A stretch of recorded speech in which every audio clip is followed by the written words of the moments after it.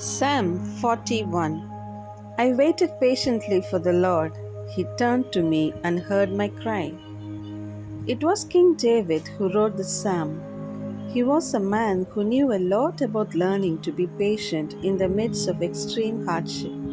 As a teenage boy, he was anointed king of Israel by the prophet Samuel, only to then wait many years to see it come to pass. In between the promise and the fulfillment, there was much heartache and suffering. Not long after the promise, things were looking good for David.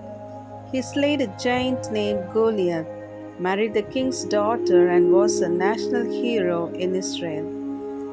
Then, for reasons outside of David's control, his father in law, King Saul, became jealous and decided to hunt David down to kill him.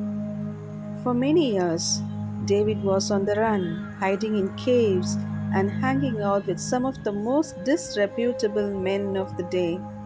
But then a series of events happened that made him king of all Israel.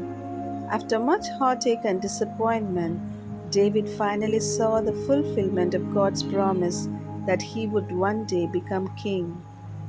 So when David says, I waited patiently for the Lord and he heard my cry, he knew what he was talking about. No matter what trials you're facing today, God is faithful. As we continue to look to Him to fulfill all the promises He has made to us, may we find strength and encouragement in today's promise. Our God says, wait patiently for me, and I will hear your cry. May God bless you. Amen.